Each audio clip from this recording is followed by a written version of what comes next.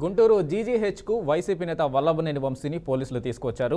వైద్య పరీక్షల్లో వంశీ శ్వాసకోశ సంబంధిత సమస్యలతో ఇబ్బంది పడుతున్నట్లు గుర్తించారు. పోలీసు కస్టడీలో ఉండగా తీవ్ర అస్వస్థతకు గురి కావడంతో కంకిపాడు ప్రభుత్వ ఆసుపత్రికి తరలించారు. అక్కడ నుండి మెరుగైన వైద్యం కోసం గుంటూరు జీజీహెచ్కు తరలించారు. ఇంకా వైద్య పరీక్షలు కొనసాగుతున్నాయి. వల్లభనేని వంశీ సతీమణి జీజీహెచ్కు వద్దకు చేరుకుంది. ఆయనను చూసేందుకు లోపలికి వెళ్లకుండా పోలీసులు అడ్డుకున్నారు. అనుమతి లేదని పోలీసులు అనడంతో ఆమె పోలీసులతో వాగ్వాదం పెట్టుకుంది.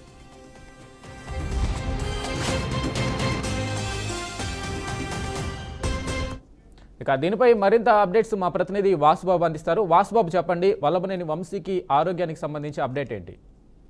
రైట్ వెంకట్, వైసీపీ నాయకుడు వల్లభనేని వంశీ గుంటూరు జీజీహెచ్ కి పోలీసులు తీసుకుని వచ్చారు. దీనికి సంబంధించి అటు గతంలో 2019 ఎన్నికల సమయంలో నకిలీ ఇళ్ల పట్టాల పంపిణీకి సంబంధించి తహసీల్దార్ సంతకం ఫాచిమల్ చేసి మరీ పట్టాలు పంపిణీ చేశారని అటు ఏపీపీ ప్రసన్న కుమార్ న్యాయాధికారి దృష్టికి తీసుకెళ్లిన నేపథ్యంలో వైసీపీ నాయకుడైన వల్లభనేని వంశీకి మే 29 వరకు అంటే 14 రోజుల పాటు రిమాండ్ అయితే విధించారు. దీనికి సంబంధించి అటు కృష్ణా జిల్లా హనుమాన్ జంక్షన్ పోలీస్ కస్టడీలో ఉండగా ప్రస్తుతానికి తీవ్ర అస్వస్థతకు గురి కావటం, శ్వాస తీసుకోవడంలో ఇబ్బందిగా ఉందని చెప్పడంతో కంకిపాడు ప్రభుత్వ ఆసుపత్రికి అయితే తరలించారు. అటు అక్కడ మెరుగైన చికిత్స అందించట్లేదని చెప్పి దానికి సంబంధించి శ్వాసకోశ సంబంధిత సమస్యలతో ఇబ్బంది పడుతున్న వల్లభనేని వంశీని మెరుగైన వైద్యం కోసం గుంటూరు జీజీహెచ్కి అయితే ప్రస్తుతానికి తీసుకొని వచ్చారు. అతనికి సంబంధించిన వైద్య పరీక్షలు అయితే చేసి దానికి సంబంధించిన ప్రస్తుతానికైతే వైద్యాన్ని అయితే అందిస్తున్నారు. అటు వల్లభనేని వంశీ సతీమణి వల్లభనేని వంశీని ప్రస్తుతానికి చూడటానికి అయితే రావడం జరిగింది. దానికి సంబంధించి అటు లోపలికైతే ఆమెను అనుమతించకపోవడం, నన్ను సతీమణి సొంత భార్య నన్ను అనుమతించలేదని అటు పోలీసులతో ప్రస్తుతానికి వాగ్వాదానికి అయితే దిగింది వెంకట్. అయితే ఆమె సతీమణిని అనుమతించకపోవడానికి కారణాలు ఏంటి? అంటే రూల్స్ ఏమన్నా అడ్డుకుంటున్నాయే అనుకోవాలా మనం? లేదు అని అంటే ఎలా చూడాలి? ఖచ్చితంగా ప్రస్తుతానికి పోలీసులు చెప్తుందాన్ని బట్టి అయితే అటు ప్రస్తుతానికి లోపలికి ఎవరిని ఎలువ చేయట్లేదు. ఎందుకంటే గతంలో చూసుకున్న అటు వైసీపీ నాయకులను అరెస్ట్ చేసినప్పటికీ వాళ్ళకి సంబంధించిన వాళ్ళని ఎవరినైనా సరే కేవలం లాయర్లను కూడా అనుమతించిన పరిస్థితి అయితే నెలకొని ఉంది. ప్రస్తుతానికి వైద్య పరీక్షలు జరుగుతున్నాయి కాబట్టి లోపలకు ఉన్న అటు రోగులు కూడా ఇబ్బంది పడతారు. ఎక్కువ మంది జనాలు లోపలికి వెళ్ళడం వల్ల అటు రోగులకు కానీ అక్కడ ఉన్న డాక్టర్లకు కానీ మిగతా వాళ్ళకి ఎటువంటి ఇబ్బందులు అయితే కలగకుండా ఉండడానికి పోలీసులు అయితే జాగ్రత్తలు తీసుకుంటున్నారు. గతంలో చూసుకున్నట్లయితే వైసీపీ నాయకుల అరెస్టు విషయంలో కొంతమంది అక్కడికి వెళ్ళి ఫోన్లు మాట్లాడించారని, అటు బంధువులు కూడా కల్పించారని కొంతమంది పోలీసుల నాయకులను ఇప్పటికే పోలీసులు విధుల నుంచి తొలగించడం జరిగింది. ఎటువంటి తప్పిదాలు జరగకుండా ఈ వంశీ విషయంలో తగిన జాగ్రత్తలు అయితే పోలీసులు తీసుకుంటూ వాళ్ళకి సంబంధించిన వాళ్ళు కానీ మిగతా మీడియా వాళ్ళని కానీ ఎవరిని లోపలికైతే ప్రస్తుతానికి పంపించిన పరిస్థితి అయితే నెలకొని ఉంది వెంకట్. అయితే వంశీ ఆరోగ్య పరిస్థితిని ఎలా చూడాలి వాసుబాబు? అంటే సీరియస్గా ఉంది అని అనుకోవాలా? లేదు అని అంటే హాస్పిటల్లో ఉన్న వైద్యులు ఏమైనా సమాచారం ఇవ్వడం జరిగిందా? ఖచ్చితంగా గతంలోనే వాదనలు ఎప్పుడైతే జరిగి రిమాండ్ అయితే విధించిన నేపథ్యంలోనే వంశీ తనకు ఆరోగ్య సమస్యలు ఉన్నాయని అటు న్యాయాధికారి దృష్టికి తీసుకెళ్లడం జరిగింది.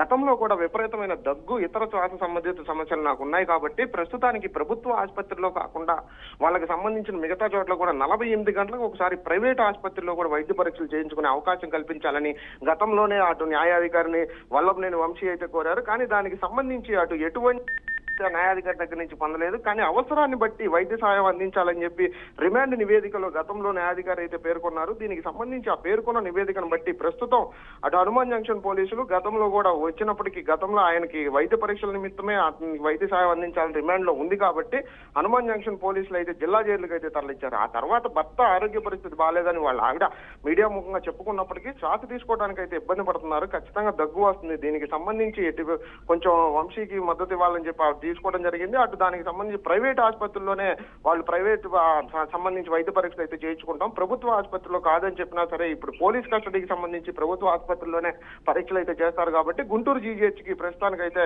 వల్లభనేని వంశీని తరలించడం జరిగింది Venkat. Right Vasubabu, thank you.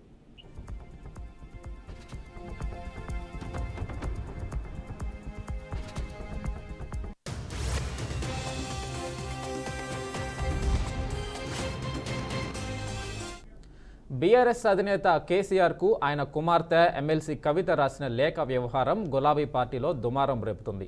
కవితకు పార్టీకి మధ్య ఏం జరిగింది, ఇంకేం జరగబోతున్నదనే చర్చ రోజురోజుకు ఉత్కంఠగా రేపుతుంది. ఈ క్రమంలో కేసీఆర్ వ్యక్తిగత అంశాలపై బీజేపీ ఎంపీ ఈటల రాజేందర్ ఆసక్తికర వ్యాఖ్యలు చేశారు. కేసీఆర్ ఒక వ్యక్తిపై నెగిటివ్ అభిప్రాయం ఏర్పాటు చేసుకుంటే ఇక అతకడం అసాధ్యమన్నారు. కూతురు కవిత విషయంలోనూ ఎక్కడో అలాంటి నెగిటివ్ అభిప్రాయం వచ్చి ఉంటుందన్నారు. కేసీఆర్ తనకు తాను ఒక చక్రవర్తిలా వ్యవహరిస్తారని తెలిపారు.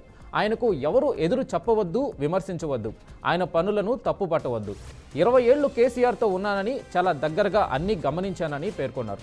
ఆయన చట్రంలో ఇమడని వారిని కేసీఆర్ దగ్గరకు రానివ్వనన్నారు. కేసీఆర్ రాచరికపు పోకడలు, నియంతృత్వం, నమ్ముకున్నోళ్లను ఆయన నట్టేట ముంచే పద్ధతి, వ్యక్తులను వాడుకుని వదిలేసే నైజం ఫలితమే రాజకీయంగా ఆయనను బొందపెట్టిందన్నారు. కవితకు వాళ్ళ కుటుంబంలో ఎక్కడో ఒక తేడా వచ్చి ఉంటుందని, ఇక అతికే ప్రసక్తి లేదని ఈటల హాట్ కామెంట్స్ చేశారు.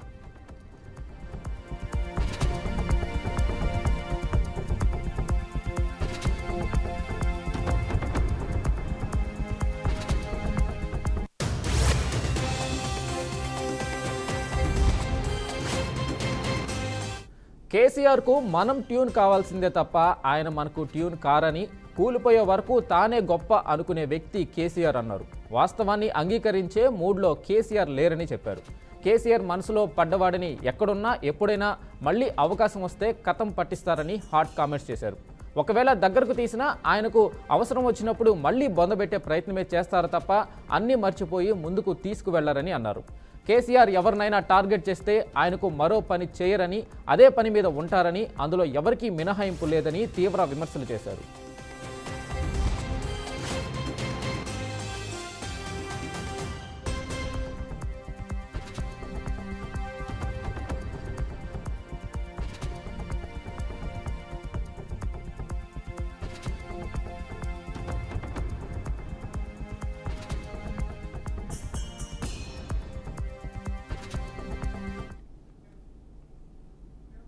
గుంటూరులో అమానుష ఘటన చోటు చేసుకుంది.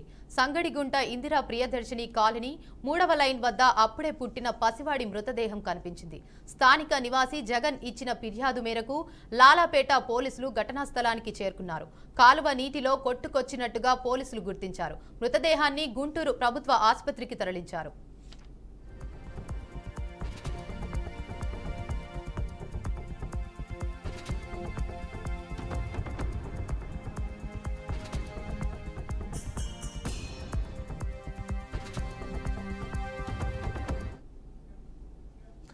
గాజాపై ఇజ్రాయెల్ దాడిలో తీవ్ర విషాదం చోటు చేసుకుంది. గాజాపై ఇజ్రాయెల్ జరిపిన దాడుల్లో మరో 38 మంది మృతి చెందారు. చనిపోయిన వారిలో టెంట్లో తలదాచుకున్న తల్లి, 2 పిల్లలు ఉన్నారు. దీంతో కాల్పుల విరమణ ముగిశాక ఇప్పటి వరకు గాజాలో 3785 మంది మరణించారని ఆరోగ్య శాఖ వెల్లడించింది. ఒక వైద్యురాలు, 9 మంది పిల్లలు మరణించారు. ఆమె కుమారుడు మరియు భర్త తీవ్రంగా గాయపడ్డారు. వీరితో పాటు శనివారం 24 గంటల్లో 79 మంది మరణించారు. ఈ దాడిపై ఇజ్రాయెల్ రక్షణ దళం స్పందించింది. తమ దళాలకు సమీపంలోని భవనంలో అనుమానిత మిలిటెంట్లు ఉన్నారని తెలియడంతో దాడి చేశామని తెలిపింది.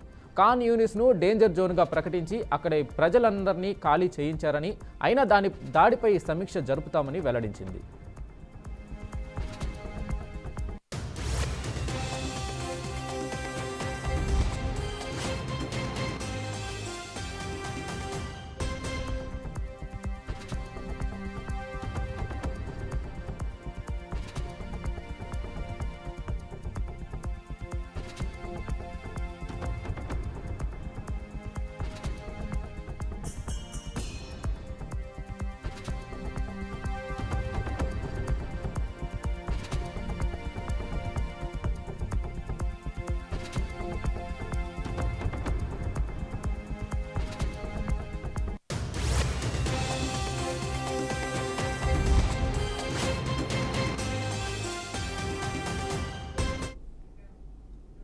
ఇవి ఇప్పటివరకున్న బులెటిన్ అప్డేట్స్.